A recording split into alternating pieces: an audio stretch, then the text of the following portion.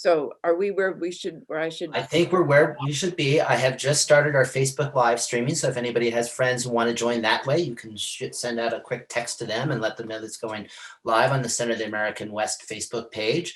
And welcome everybody to this edition of Lunch with Limerick, what it means to disagree amid a degree of uncertainty and maintain a robust friendship. A dialogue between Patty Limerick from the Center of the American West and Jennifer Ho from the Center for the Humanities and the Arts.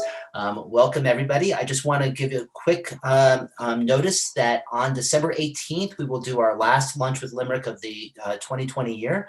Yes, this year is coming to an end. And that will be Patty in conversation with the former chairman of the Colorado Republican Party, Dick Wadhams. Should be a fascinating conversation. And I do also want to let people know that we are recording this. So if you have friends who would like to come back and visit our webpage at www.centerwest.org to see it, please direct them there. And then without further ado, I will turn it over to Jennifer and Patty. Patty. Okay, thank you, Kurt, and thank you everybody for joining us. What a pleasure to see all of you appearing in that attendees list. And I am so grateful to my one time down the hall companion. When Jennifer came to see you, we were on, and we will be again on the same floor, Center of the American West on one side of Mackey and Center for Humanities and Arts on the other. And we enjoyed that neighborhood quality a lot, and now we don't have that. And we will look forward to having that. And one reason we'll look forward to having that is that our wonderful friend Rick Enstrom of Enstrom's Chocolate, we will be back in our dependent relationship with Enstrom's Chocolate, and our chocolate bowl will fill again. So I've rated your chocolate bowl, so I'm happy about that. Well, I should hope you could not possibly raid, because you are our welcome guest, and there's nothing in that bowl right now, but how nice to have Rick Enstrom join us, and what a good sense of the future we have in that. So Jennifer is the director of the Center for the Humanities and Arts. She's a professor in the Ethnic Studies Department. She is the author of 3 books, and I have missed I was not aware of the second one, but I will make up for that. She has written 3 books: Consumption and Identity in Asian American Coming of Age Novels, Racial Ambiguity in Asian American Culture. Why didn't you tell me that you had written that? Because that is so much a book I need to read. So now I know. And then a study of the writer Gish Jen. She has, if I can just keep, I didn't know this part either, but her next 2 academic projects are a breast cancer memoir and a monograph that will consider Asian Americans in the global South through the narrative of her maternal family's immigration from Hong Kong to Jamaica to North America. Okay, that seems much to look forward to, but I have to go back and read the one that I missed first, so don't hurry. I'll get you a copy, Patty. Okay, oh, that'd be wonderful. And besides her academic work, Jennifer is active in community engagement around issues of race and the intersection of race with many other aspects of people's lives and identities. She teaches workshops on anti-racism and how to talk about race and our current political climate. I do not teach workshops on how to talk about race and our current political climate, and I don't stay out of that territory, but when I go into that territory, I'm not entirely sure that I'm at my peak of effectiveness. So I begin with that statement of humility. I'm very proud of what I wrote in The Legacy of Conquest about the necessity of reconfiguring Western American history to include, not include, but go front and center with that. And yet the person who wrote The Legacy of Conquest, which would be me, 33 years ago when that came out, really had no idea of how complicated that subject was.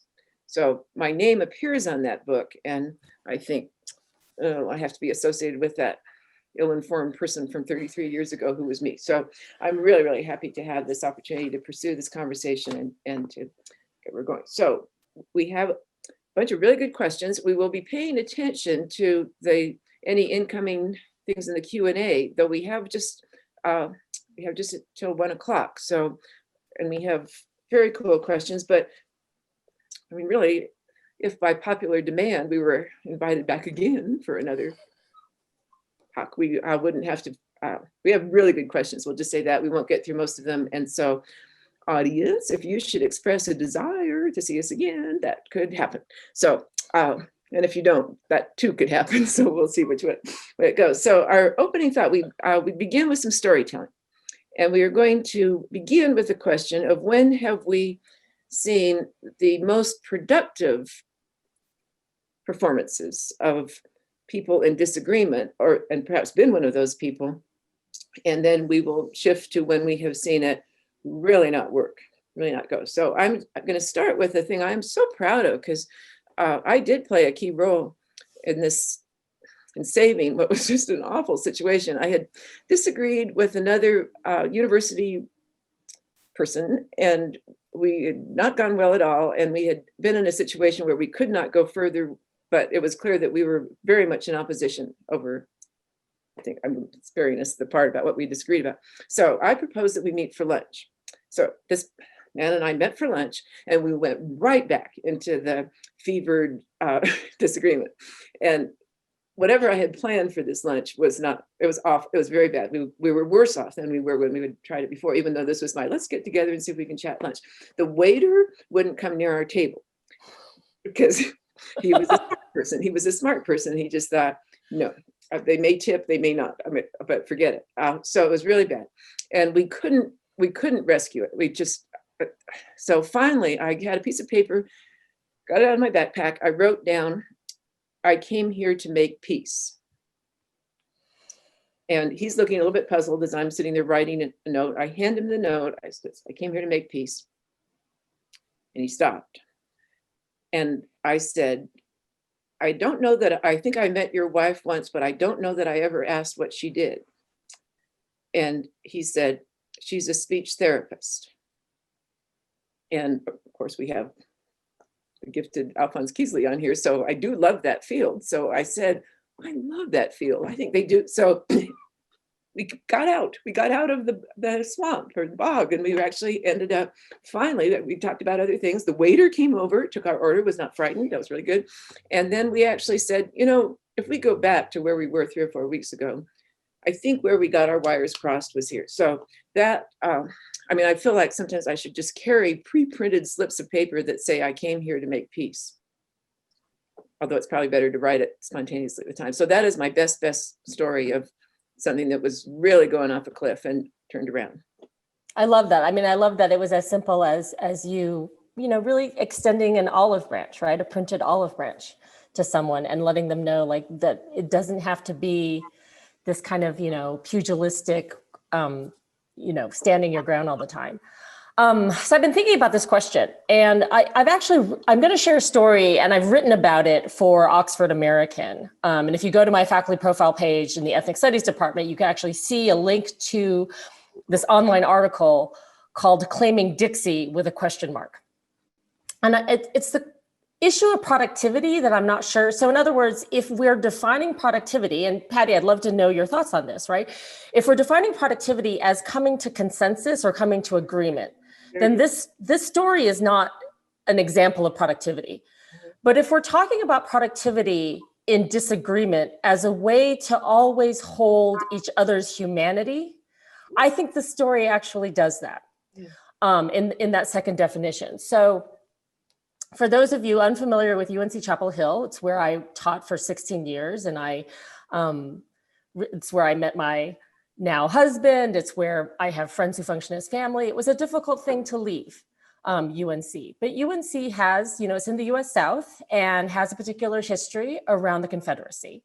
And in particular, UNC Chapel Hill used to have a Confederate soldier standing on the welcome mat to the university, right? And if, like me, you didn't grow up with these symbols of the South, they're very shocking, right? To come upon a world-class Research One university and see a Confederate statue soldier. And in recent years, there had been many protests around that statue. And one such protest came in the aftermath of that terrible murder spree that the man went on in Charleston, where he murdered, you know, 9 Black church parishioners in Charleston, South Carolina. And then, of course, what happened was the Confederate flag came down in South Carolina's state capitol. And then all of a sudden throughout the South, various states were preemptively putting in, apologies for the ringing of my phone, were preemptively putting in laws protecting symbols of the Confederacy.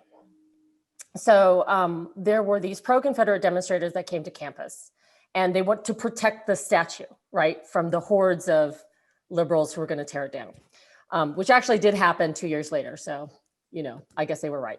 Anyway, getting back to the story. So I went with this kind of open question, because I really thought I was going to like live and die in the South. And I was really kind of wondering, at what point do I, an Asian American woman who was born in New York City, raised in California, educated in New England, could call myself a Southerner? So I decided to really put on my listening hat and my educator's hat.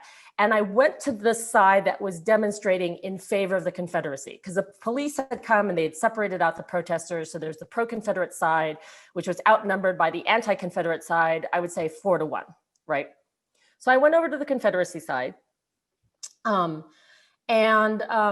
What I witnessed an exchange between a middle-aged white man wearing the symbols of the Confederacy and a middle-aged Black woman.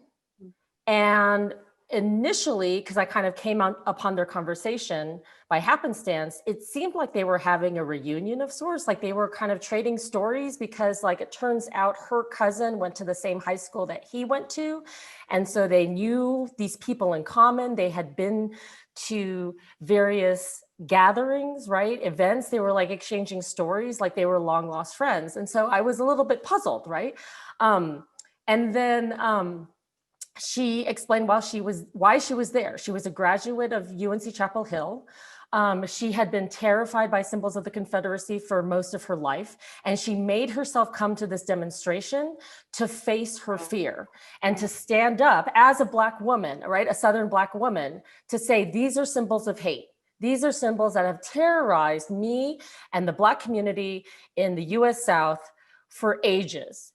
And so she's sharing her story with him, right? And he's listening to her. And then he explains that these are stories of, he wears symbols of the Confederacy out of family pride, and that these are symbols that are also meant for her. So he's trying to tell her that the symbol of the Confederacy is meant for all Southerners, including Black Southerners. And he's trying to tell her, like, the Confederacy is also your story, your history, right? Like, I want you to also wear symbols of the Confederacy, right? And so she's just looking at him like, no, that's not, you know, you're not hearing me, right? And like, trying to explain to him like the kind of terror and fear and anger that she feels in seeing those symbols, right? And so they're kind of going back and forth, like really, really respectfully, right? They didn't get angry with one another. And I maybe it had to do with the fact that I think they knew people in common. They had friends in common, right? And then, you know, and what I remember is that he was sad, right? Like this guy was kind of sad, and he said, you know, like, I don't want you to be afraid of me. And then he said, can I give you a hug? And she nodded, and he gave her a hug, right? And again, I felt really voyeuristic watching this. I wasn't, you know, trying to intrude, but it was one of those situations where, you know, we were kind of, this is pre-COVID, right? We're densely packed together. So it wasn't like I could actually move out of the way. And I know he didn't change her mind, right? But what struck me about that exchange was that she didn't change his mind. He didn't change her mind. But they were able to have this conversation and disagree and still see each other as human beings. I don't know whether that's true now, right? Like that story was so powerful for me. I wonder if that could happen now. We don't know that it couldn't happen. Right. Just to show my annoying cheer, yes, is what it is. So I have to quickly come in with another thing that I got to be a part of.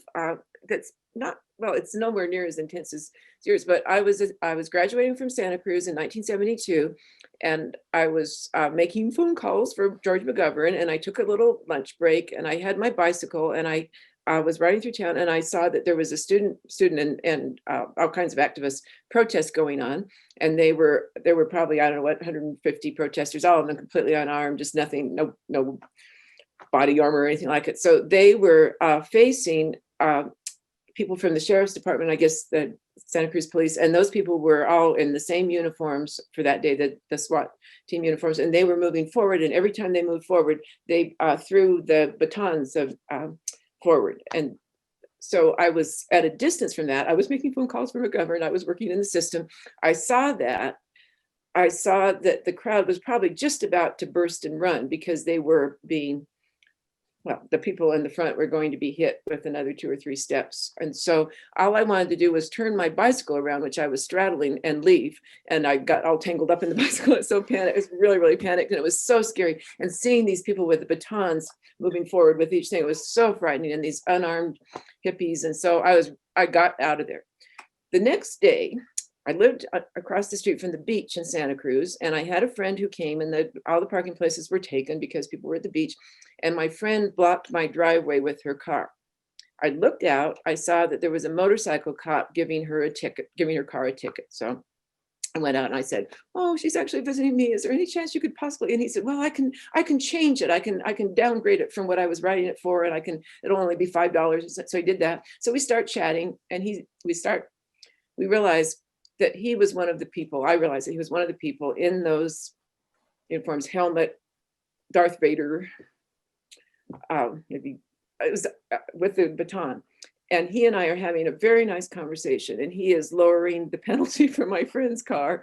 And I'm still trying to take that in. I'm still trying to think, how do I live that so that when I see something that looks so other and oppositional and take no prisoners, and I think, there's a person there. So I hadn't thought about saying that, but it does seem like it's very much in that spirit. The worst ones, I would just say, I tried to think of something where I had been just watching something and thinking this is horrible. I guess I would just say maybe, I don't want to say hundreds, but a whole bunch of events where people came and participated on a panel, or maybe public hearings as well, and they said what they had planned to say, and they left having nothing happen to them or to anybody else. They left thinking exactly what they had thought when they came in, what they had thought while they were speaking, what they had thought while the other people were speaking, and they were enduring that until it was their turn to speak again,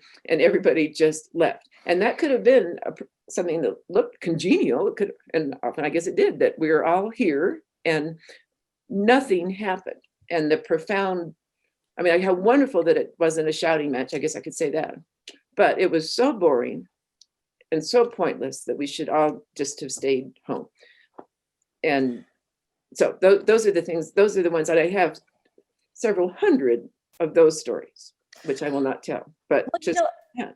So Patty, I'd love to actually chat about what our present moment is like, because I think that the CHA hosted an event that is sort of similar to the thing you just described. And my hope had been that it would have been a real moment of exchange and dialogue, right.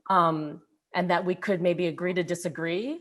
But and you can actually find it, it's on the CHA website. It's the First Vote event. So I was part of a documentary film called First Vote, and the filmmaker tracked 4 Chinese American voters, 2 of whom were Trump supporters, 2 of whom were not Trump supporters. I think everyone can guess which side I was on.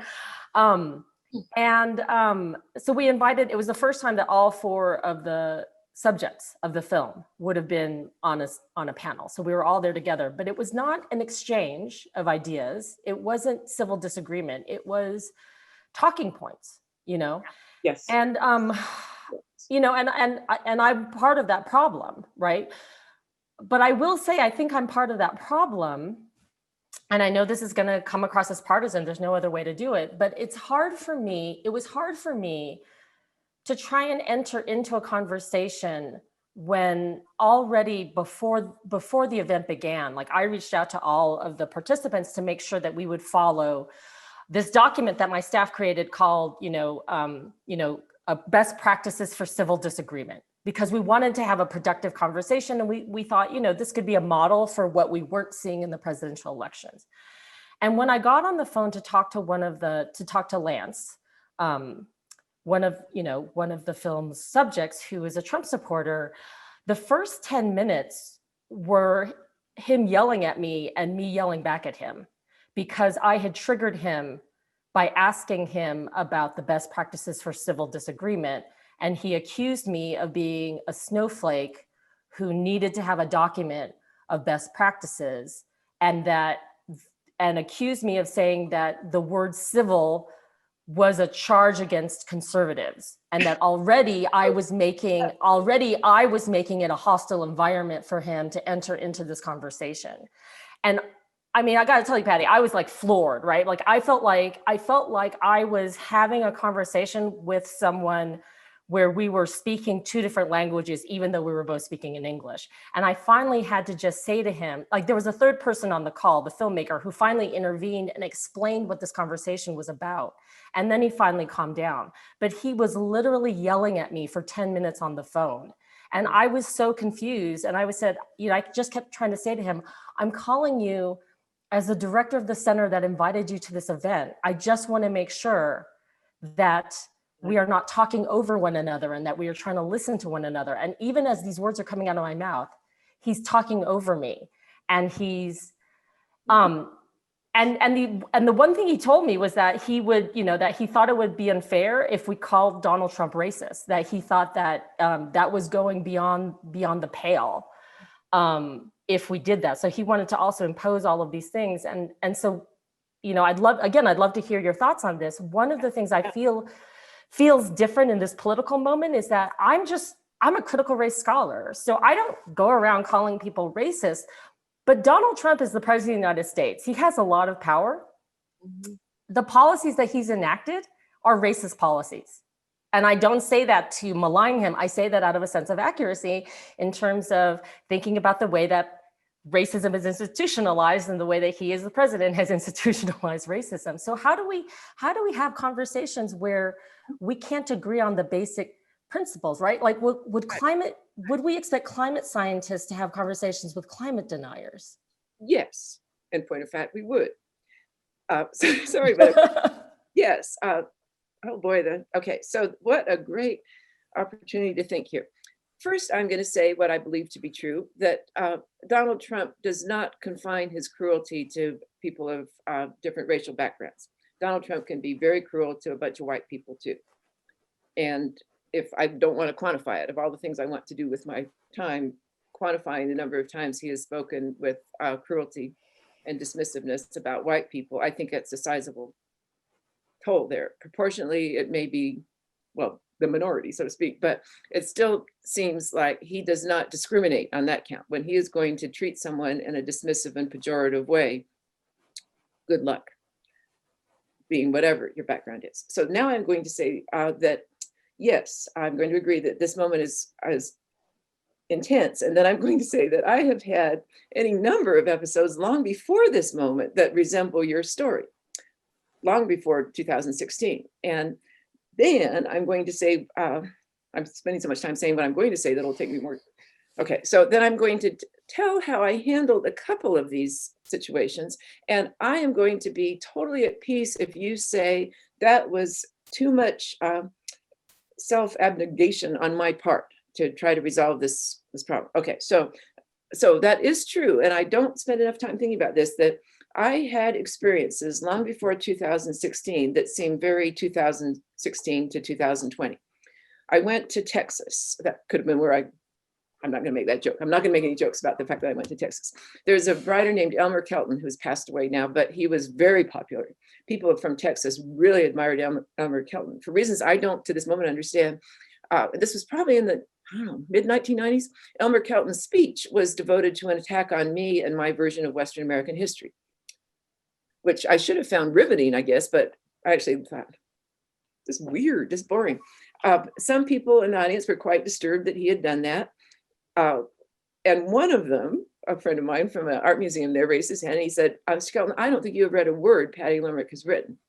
Everything you said, it doesn't seem to have any relationship to what she actually wrote. So I thought, yes. Well, okay, then it was my evil fate that I had to be on a panel with Mr. Kelton after his speech. So I don't want to do that. I mean, it was a pretty vitriolic talk that he had given. So I think, well, I'm in Fort Worth, so I'm not in Boulder anymore, Toto. I mean, I'm going to have to deal with this other audience. So what can I do to get us out of this? Shall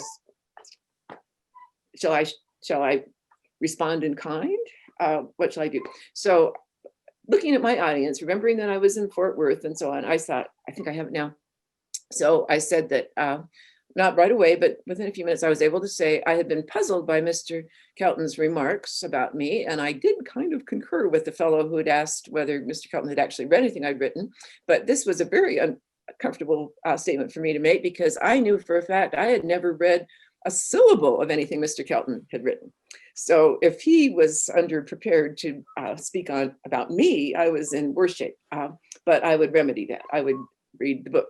So this is, I mean, it's actually really funny, because he had condemned me for my negativity of my view of Western American history.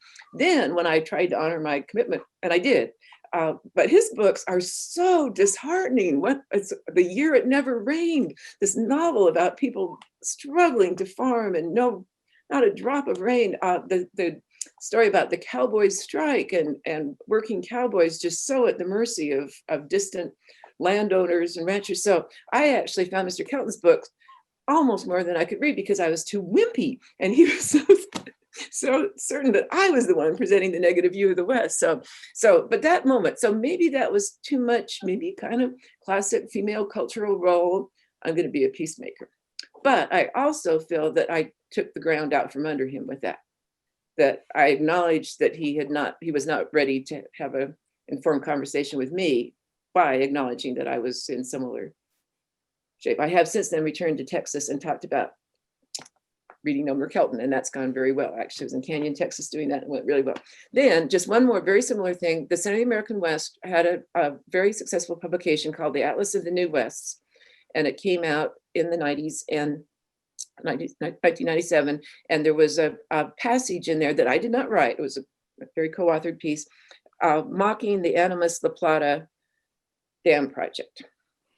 And the fellow who's now passed away, the attorney for the Ute people, Sam Maines at Anglo, but their attorney, he was really mad, and he went after us tooth and nail. And we'll skip the details on that, but I finally did get him on the phone, and I knew, well, I said, "Hello, Mr. Maines, this is Patty Limerick, and I wanted to talk to you about the Atlas of the New West." And he said, "You goddamn yahoos in Boulder, Colorado." I said, "I think we would do better, Mr. Maines, I'd like to have a conversation. I think we might do better if you did not call me a goddamn yahoo." He said, "You're goddamn telling me what I can say on this phone call?" I said, "No, now that you mention it, I don't think I would do that. Why don't you just call me some names for a while? Why don't you call me some names for a while? And then we'll see if we could try something else." So he did that. And I should say, I did know one thing about this man, which that his wife had, I think, Lou Gehrig's disease. And I knew, I'd read a newspaper article about how he went home to have lunch with her every day. So I kept that in my mind, and he called me names. And then when I don't think he exhausted his vocabulary, but when he got through it, I said, "Okay, shall we talk about that passage now? Because I would like you to know, I did not write that, but I must support and defend the young person who wrote that. And I don't think it was as well thought through as it should have been. So can we talk about that?" And so we did.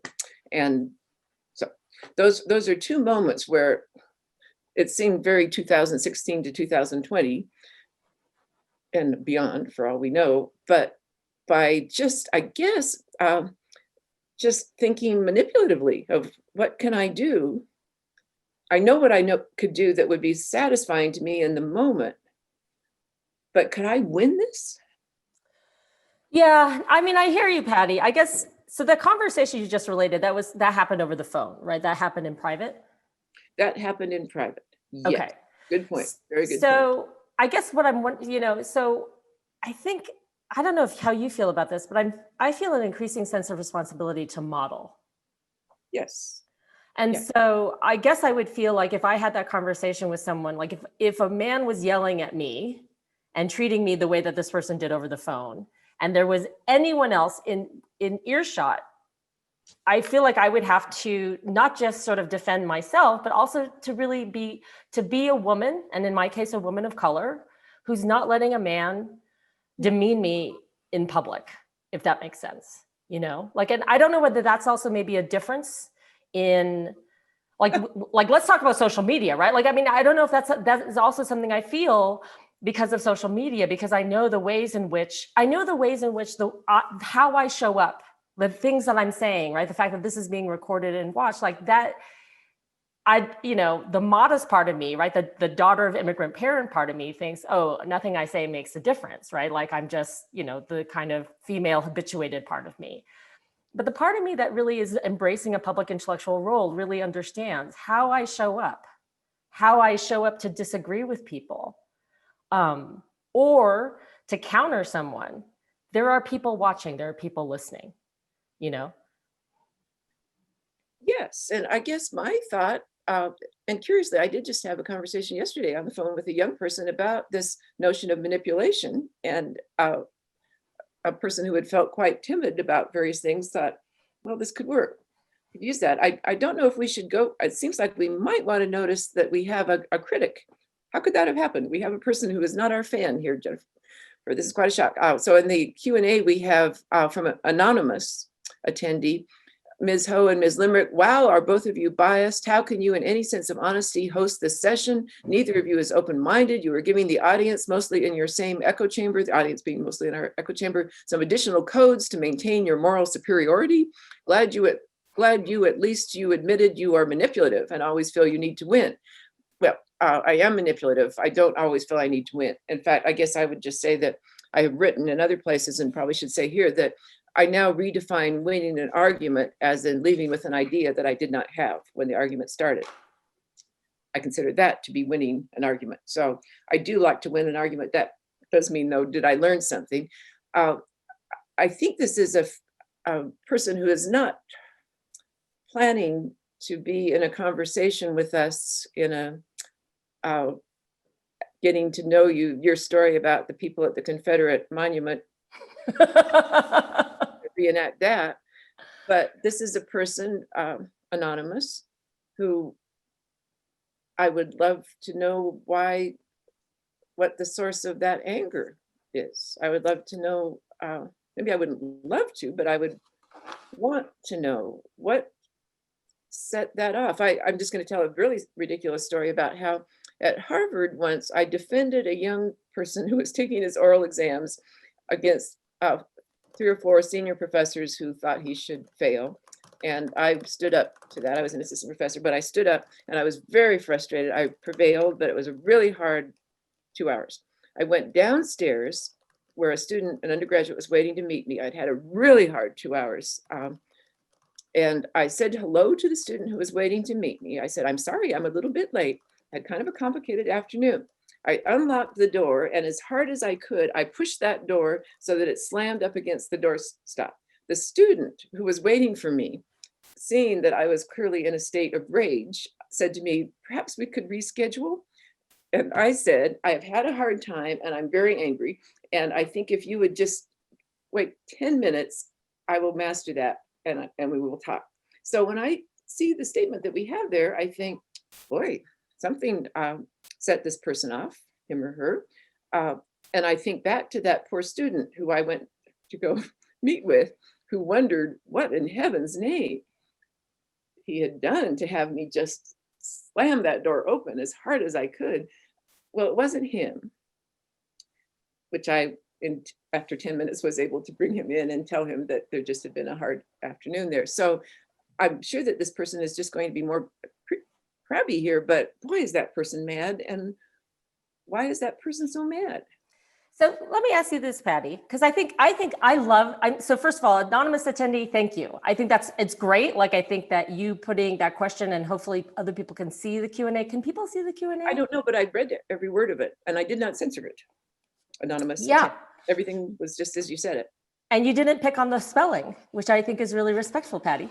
That's me being a little snarky. That was an unfair remark because I am absolutely over the top proofreader as a rule, and people who work with me can say that this is in fact a considerable character flaw, and thousands of students can say this is a pattern. But yes, I did hold back on that character flaw. So people are saying they can't see the question. So I'm just going to read it again because I think in some ways, I think this gets at my question about being able to have difficult conversations with people that you may not agree with, right? So like when you approached me about this, my first thought was, well, Patty, I can't imagine I'm not going to agree with you. But I'm happy to try and not agree with you, but I guess I'm confident that if we were to find a subject that you held a really passionate viewpoint that was 180 degrees different from my passionate viewpoint, we'd be able to talk about the ideas, right? I mean, I think this is what you and I had spoken about before, that I can respect you as a human being and see your basic humanity, but also say, I don't agree with that idea. Right, right, And, exactly. Yeah. and separate that. And so I'm just going to read the question again, or it's really a comment, it's not a question. Ms. Ho and Ms. Limerick, and by the way, this is also me throwing down a little bit. It's actually Dr. Ho and Dr. Limerick, just to be very clear, since we are in an echo chamber, okay? Yeah, so that when we are on an airplane, we are never on an airplane, but when they say, are there any doctors on the plane? We don't say, yes, we don't do that, because we know that the person having the heart palpitations, we're not going to help on that. So, okay, there's different, okay. So there are occasions to note one's authority, and being on a plane when someone is having heart pains is not the time to do that. So, and we're not on a plane having heart, or nobody's, okay, so move ahead. Not on a plane. I think as two women in academia who hold a director's position and who have had a PhD, who hold PhDs and who have written books, I think it's okay to say that we are Dr. Ho and Dr. Limerick, especially because most of the time, I think both of us go by Jennifer and Patty. I'm really happy to go by Jennifer and Patty. But I would say the rule of thumb that I hold for my students is that they are invited to call me Jennifer, so long as they show me respect. And the minute someone does not show me respect, it goes back to Dr. Ho. So I would say to the anonymous attendee, at least for me, it's Dr. Ho. Wow, are both of you biased? Exclamation mark. How can you in any sense of honesty host this session? Question mark. Neither of you is open-minded. You are giving the audience, mostly in your same echo chamber, that one's in parentheses, some additional codes to maintain your moral superiority, period. Glad at least you admitted you are manipulative and always feel you need to win. So first of all, I don't know that I mean, Patty, I think you did say that you're manipulative. I actually don't know that I feel manipulative and always feel the need to win, right? And I absolutely 100% agree with you, Patty. This isn't about us. This is about something else, right? And in the US South, what I would say to the anonymous attendee is, bless your heart. Well, that's a Southerner speaking there. I gotta say, that is totally a Southerner speaking. We don't really say that so much in the West. I'm just gonna, but maybe we should pick it up on that. I don't know. We have had, at Center of the American West, we have had some remarkable opportunities when someone has not been anonymous, but has said to me, it's something about how I had conducted an event, maybe written a letter to the editor of the camera or something like that. I have almost always followed up with that, and I have had coffee with some very interesting people and been better for it. So the assumption from anonymous attendee is that we are not, I would not be the person to do that, but I think that's a person who has something more interesting to say than that he thinks we are scum. Or he didn't really say he thinks we're scum, but he thinks we're not, well, not too far away from that, I guess. But I would like to know what that is. And we have this interesting question from Chris Torrance, who has a name, who is not anonymous. This is a very cool thing for Chris to actually have a name here. Do you think people have been in a state of anger for the last several years on all sides of the political spectrum? And how can we get people past and through that? That is a really good question. You know, I'm on Facebook, and I think we could talk, maybe we should talk about the social media issue, but I am on Facebook. I go back and forth whether I should be. And I have exactly one friend that I know of who is openly Republican and supported Donald Trump, and who posts lots of things that I don't politically agree with. He's a friend of mine from high school. I think he is a good human being, even though on political spectrum, there is nothing that we agree on. But I decided to accept his friend request after kind of looking through his page and seeing what he was up with and realizing like, oh, we are so very different now from the time when we were in high school, right? But I decided to make it my challenge to really put my mouth where my opinions are or beliefs are, which is that I was gonna try and have a friendship, a real friendship with Aaron, despite our political differences, and to actually engage with him, right? And to say, I don't agree with you, but to actually treat him like a human being. And it's been challenging, and the interesting thing is this, like we comment occasionally on each other's pages, not too much. And when I've had my, progressive friends go after him, I've jumped in and said, look, let Aaron share his opinion, right? Again, I don't necessarily believe the things that he's saying, but I also think that he is trying to engage with me, and he has privately written to me and, you know, asked questions. And I know one of the things that really bothers him, and he's a white man, is that he thinks people think of him as being racist because he's Republican. And one of the things I've said to Aaron, and I will say it here, I don't believe that Republicans are inherently racist. And I don't believe that Democrats are inherently not racist, right? Like, being racist or not racist isn't an identity category. It's in the things that we do and say and value. And so that's what I explained to Aaron, right? I believe that the policies of the Trump administration are racist.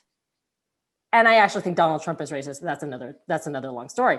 But I was trying to tell Aaron, I don't think he's racist, but I think that, you know, believing the things that he does is believing in a system of racism that has caused harm. So I've at least tried to suspend my anger, and he has also reached out to me and tried to tell me that he does not believe in anything I believe, right? Or agree with anything I believe politically. But I know that if I needed something as a friend, Aaron would come through for me. And that's, I think, what's missing now, right? Like, how do I have more?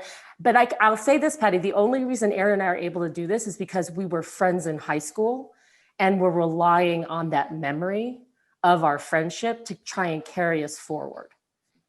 What do you do when you weren't friends in high school? That's a very good question. I started to think about the stories. My former student, Teresa Jordan, wrote a book called Riding the White Horse Home about growing up in Wyoming.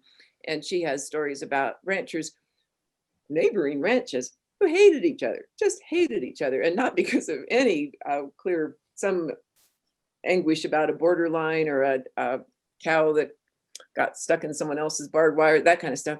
And when one of them was physically injured in ranch work, the other would drop everything to help that person get to the hospital. So really intense. Hey, buddy, I don't want anything to do with you until we need that, until we have that. So this is a curious line of thought that I often go to, that when my first husband died of a stroke, I saw the extraordinary kindness in people who I may or may not have anticipated that. People I certainly did anticipate it from, and I just wish that short of such tragedies, we could bring that out in each other. We did get another message from what might have been another anonymous. We don't know if it's the same anonymous attendee, but this, if it is the same anonymous attendee, we are in really good order here, because where did it go? Oh no, now I've lost the other. It disappeared. Did I eliminate it? Maybe I put it. Where did it go? Okay. It's under the answered part. Yeah. Okay. Where did it? Oh, there's. I'm sorry. I'm getting. Do you want me to read it? Yes. Okay. Please. Okay. So there's someone who said the desired outcome is to walk away with more questions and something to think about. Yes, and that person is named anonymous attendee. And so I wrote to find out if that was our very same initial anonymous attendee. I assume it. Well, I don't know. I'm going to go with because I'm such a creature of cheer. I'm going to say I think that's the same anonymous attendee. I think anonymous attendee was angry, as many people are, and then anonymous attendee thought, well, these are not the worst people I've ever confronted, which may not be the greatest compliment we ever paid. And then he thought, actually, this part where you just think of a question, that might be it. So this is a little bit difficult with the word anonymous, but I'm going to go with that until proven. I'm going to say capable and willing and even eager to shift from a position of hostility to okay, we could think about that. I'm going to now say, well, we just saw a demonstration of that, even though I know there could be 25 anonymous attendees for all I know here. So, okay, so as we are just rolling along here with lively conversation, is there a question that is on our lineup here that we have not gotten to that you would like to make sure we get to? Someone has asked a question about how we can, and really this is a central question that I'm having, and I would say it's a central question I'm wondering if the CHA should address. And so Patty, maybe our two centers can talk about this and we can collaborate with other centers and institutes, but like, how can we bring divided communities together, right? That's a question. Like, how can we at CU, right? Like, and this is the question I have been thinking about related to the election. How can we bridge our divide? How can we unify as a nation? How can we start to have conversations with people? Like, how can I, and this is challenging for me, right? How can I have conversations with someone who's telling me that the United States was not a nation built on white supremacy? I believe that. I believe that not out of some kind of knee-jerk reaction because I'm on the left. I believe that because I'm a critical race scholar who's read tons and tons and tons and tons of books about the foundation of the United States. And so I believe that, right? I believe the United States was built on white supremacy. There is much evidence I can lay out, right? That would support that claim. So how can we, I don't know how divided CU Boulder is exactly, because I do think that CU Boulder strikes me as a fairly liberal institution. And I do think that while there is a center, specifically the Benson Center for Conservative Thought, I think that the Benson Center, and I don't mean to speak on their behalf, and I think one of the members of the Benson Center is here, which I'm really glad of, right? I think they probably feel, conservatives on a liberal campus feel probably like they are an embattled minority. I would be interested in potentially talking with our colleagues in the Benson Center, but I'm not sure how to do that.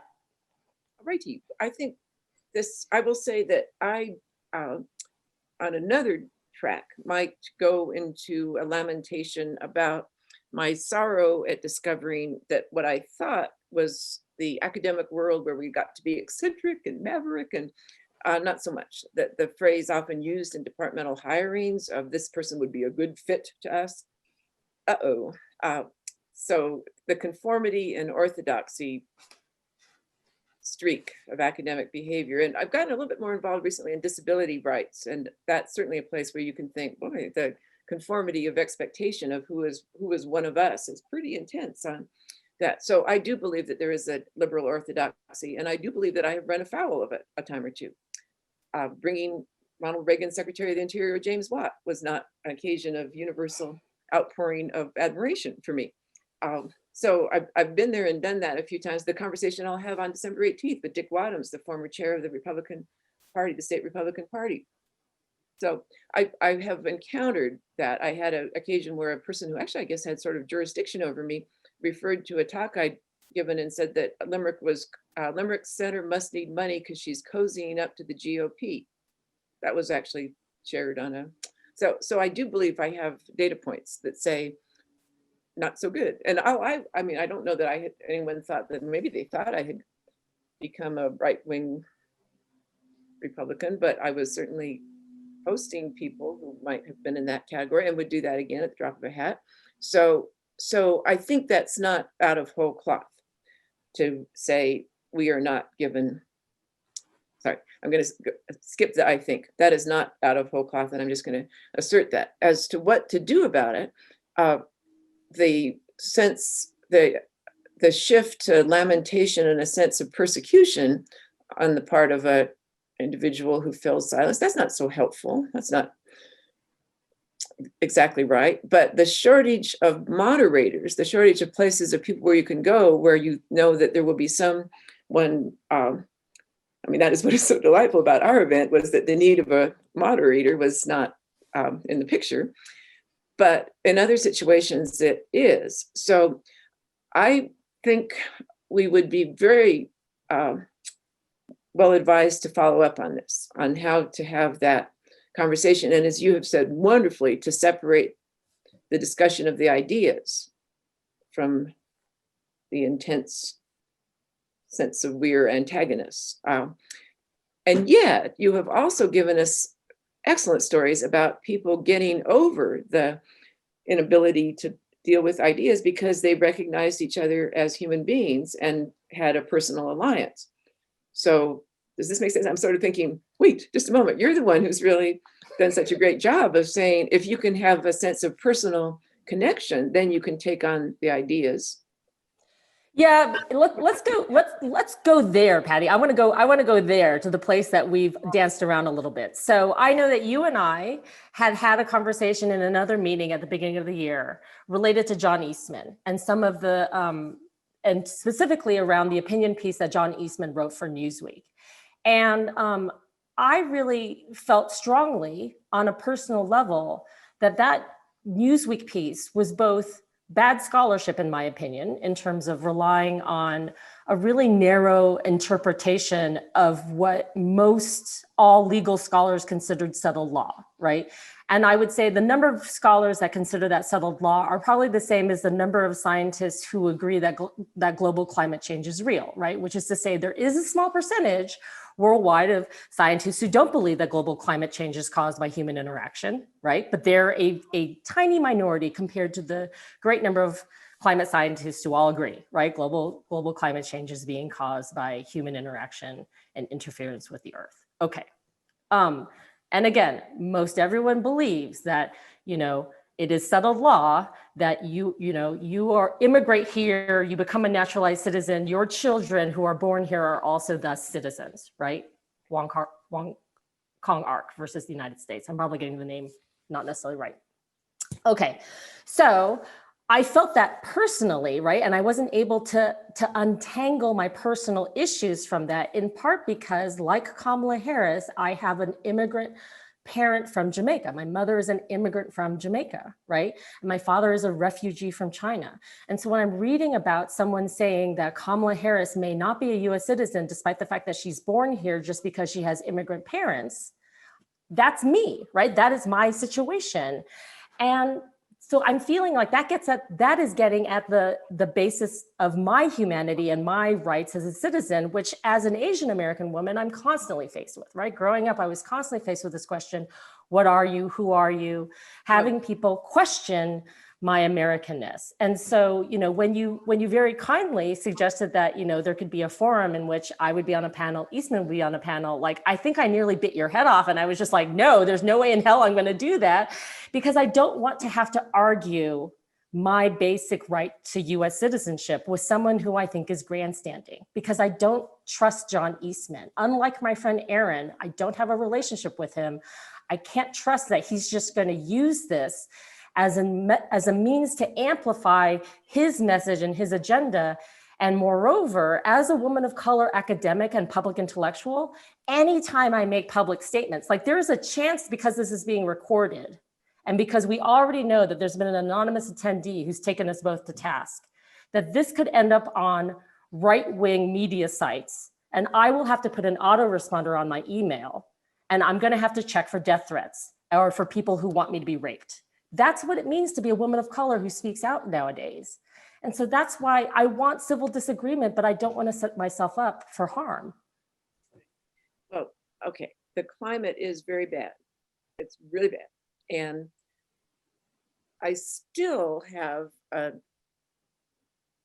conviction that I would myself, if I were to speak of an act of discrimination against a person I knew, I would not go to the vast picture of American history and its oppression. I would just think some other time for that.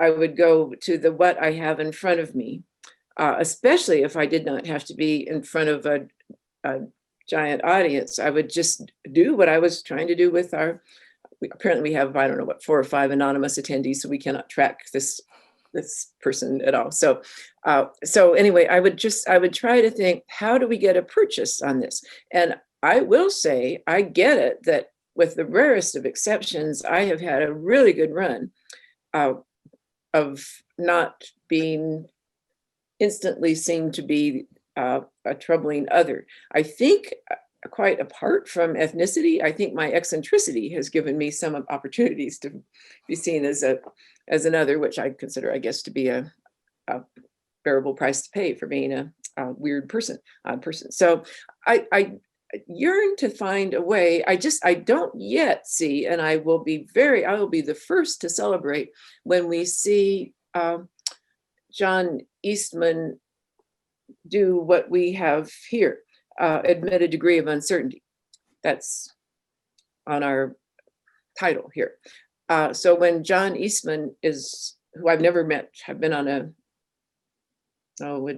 Zoom screen once, never met him, but if he will join me in what I have to do all the time, because I am uncertain. I am not a 14th Amendment scholar, and there's an awful lot of amendments and I can't keep up with them, and I have no idea I can't cite the cases and so on. So there's just places where I will never be able to engage in the full out knowledge-based conversation with him.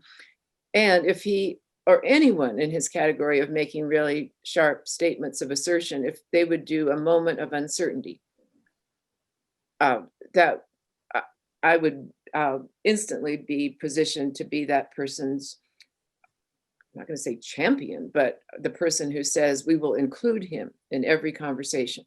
He has shown his credentials as a person who could leave, as one of our anonymous attendees said, leaving with more questions, or leaving with questions and things to think about.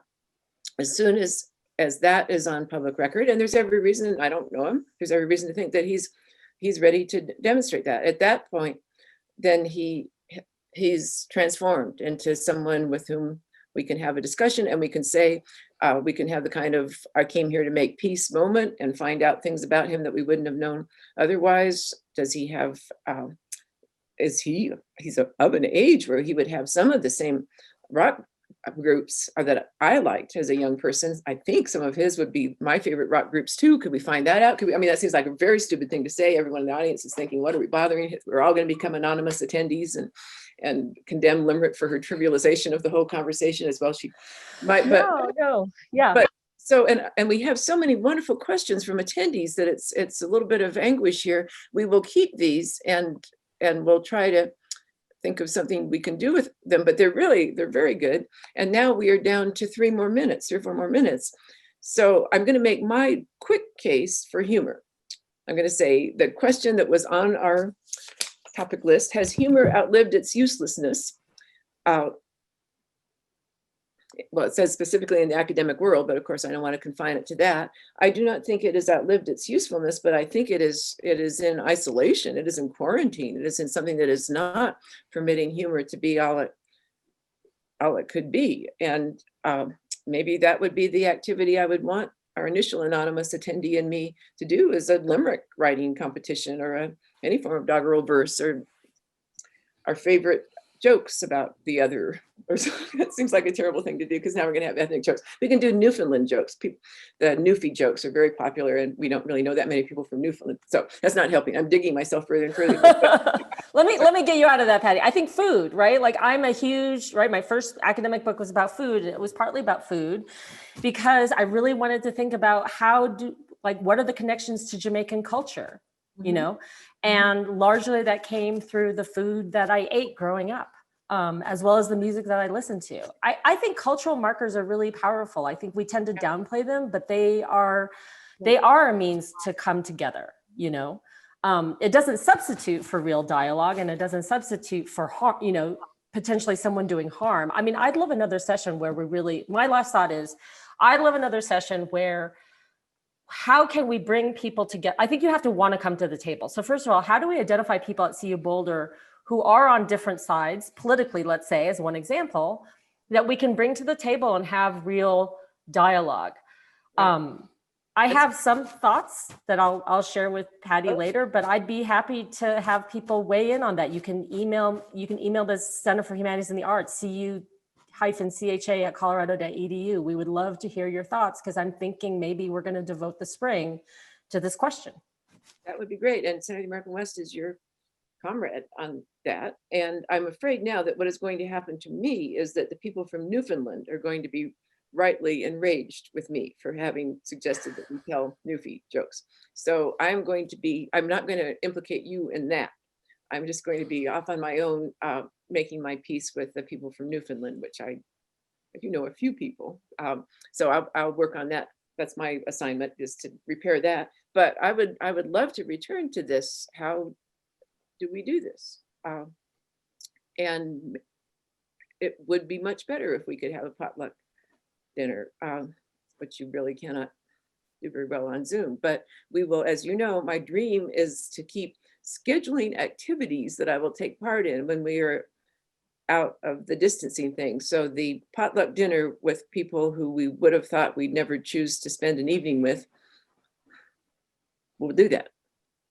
I shall come with Danish ableskeevers, which is about all I have in heritage. So we'll try that. So we are out of time. Jennifer, thank you so much. I knew I would find this very lively. We have of our 12 questions, we have 10 left to take up on another occasion, although we might have touched on those. So thank you, attendees.